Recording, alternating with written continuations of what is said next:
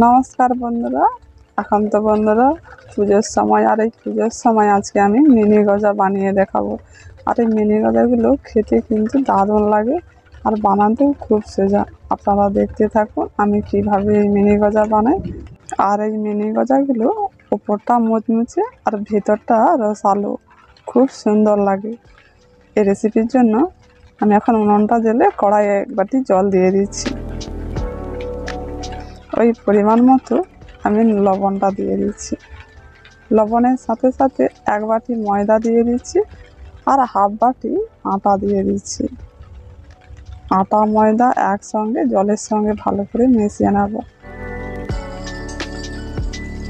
এভাবে সবসময় করে নাড়াচাড়া করতে হবে, তাহলে এর মধ্যে দানা ভাব থাকবে না, না হলে কিন্তু গোড়া গোড়া হয়ে যাবে, তখন ভালো হবে না। নাড়তে নাড়তে দেখুন এখন ডোয়ের মতো হয়ে গেছে। এবার এই ডোটাকে এখন নামিয়ে নিচ্ছি। এটা কিন্তু হালকা আঁচে নাড়াচাড়া করে ডোয়ের মতো তৈরি করে নিয়েছি। এবার এই ডোটাকে পাত্রের মধ্যে রেখে এইভাবে একটু মেলে দিচ্ছি ঠান্ডা হওয়ার জন্য। এদিকে আমি অল্প করে একটু সাদা তেল দিয়ে এবার ডোটাকে একটু ভালো করে মেখে নেব। মেখে ভালো করে ডোয়ের মতো আবার তৈরি করে নিয়েছি। এটাকে ঢাকা দিয়ে কিছুক্ষণের জন্য আমি রেখে দিচ্ছি। এবার আমি গজা বানানোর জন্য আমি কড়াটা বসিয়ে দিয়েছি, ওর মধ্যে এক বাটি জল দিয়ে দিচ্ছি। ওই জলের মধ্যে এক বাটি চিনি দিয়ে দিচ্ছি। চিনিটাকে ভালো করে গলিয়ে নেব। এখন চিনিটা পুরোপুরি গলে গেছে, এলাচ আর দারুচিনি দিয়ে দিচ্ছি। নাড়াচাড়া করে বেশি গাঢ় করব না, একটু চিটচিটে করে নেব। এখন দেখুন সামান্য একটু চিটচিট করছে, এবার নামিয়ে নিয়েছি। এবার ডোটাকে মেখে নেব। এর মধ্যে অল্প একটু বেকিং সোডা দিয়ে দিচ্ছি আর হাফ চামচের মতো বেকিং পাউডার দিয়ে দিচ্ছি। এই দুটো উপকরণ দিয়ে এখন ডোটাকে ভালো করে মেখে নেব। এখন ডোটাকে আমি একটু ভালো করে মেখে নিচ্ছি। হাতে যদি লেগে যায় অল্প করে একটু সাদা তেল দিয়ে এই ডোটাকে একটু মাখিয়ে নিতে পারেন। এখন ডোটাকে আমি এই মিনি গজার জন্য পুরোপুরি তৈরি করে নিয়েছি। এখন থালার মধ্যে এই ডোটাকে একটু চাপতে চাপতে একটু রুটির মতো করে নিচ্ছি। দেখুন পুরো সমান হয়ে গেছে আর মোটাটা দেখুন কেমন রেখেছি। দেখুন এইভাবে মোটাটা রেখেছি। এবার আমি এটাকে একটু সাইজ করে কেটে নেব, তাহলে মিনি গজাগুলো একটু সাইজের হবে। এখন ধারগুলোকে আস্তে আস্তে করে এইভাবে করে কেটে নিচ্ছি। এবার এটাকে আমি পুরো 4 কোণার মতন করে কেটে নেব। এখন 4 কোণা করে কেটে নিয়েছি। এবার আমি এটাকে সরু সরু লম্বা লম্বা করে কেটে নিয়েছি। এখন লম্বা লম্বা করে এটাকে কেটে নিচ্ছি। একটা রেখে দিয়ে সব লম্বাগুলো এখন আলাদা পাত্রের মধ্যে তুলে নিচ্ছি।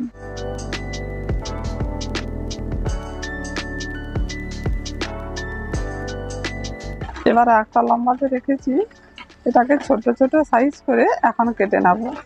এই দেখুন যেমন মিনি গজা হয় সেই রকম সাইজের করে কেটে নিচ্ছি।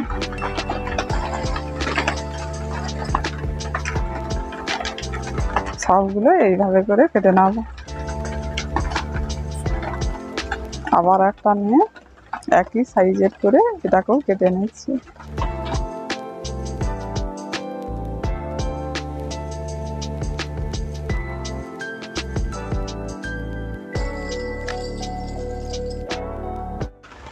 এখন সবগুলো কাটা হয়ে গেছে।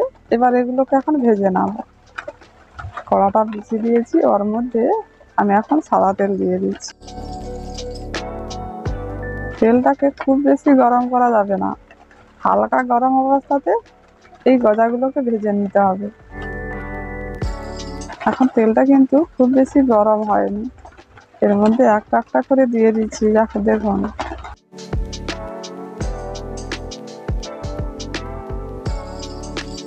তেলটা যদি বেশি গরম হয়ে যেত তখন কিন্তু বুজবুজ করে উঠতো, এখন একদম বুজবুজ করছে না। এই রকম অবস্থাতে এই গজাগুলোকে দিতে হবে আর নাড়াচাড়া করে হালকা আঁচে ভেজে নিতে হবে। এখন দেখুন আস্তে আস্তে করে গজাগুলো কেমন সুন্দর ফুলে উঠেছে দেখুন। এবার নাড়াচাড়া করে লালচে করে একটু ভেজে নিয়েছি। এইরকম বাদামি কালারের করে ভেজে নিতে হবে। এখন পুরোপুরি কিন্তু গজাটা ভাজা হয়ে গেছে।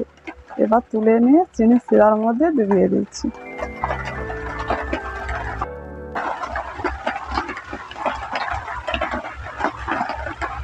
বাকিগুলো এভাবে করেই ভেজে নেব।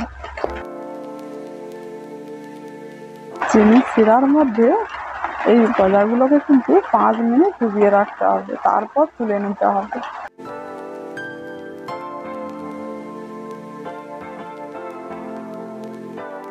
এখন দেখুন গজাগুলো কত সুন্দর দেখতে লাগছে।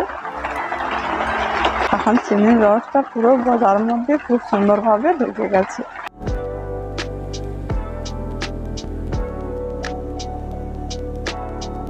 এভাবে করে মিনি গজা বানিয়ে সবাইকে খাইয়ে বাড়ির সবার মন জয় করুন, খুব ভালো লাগে।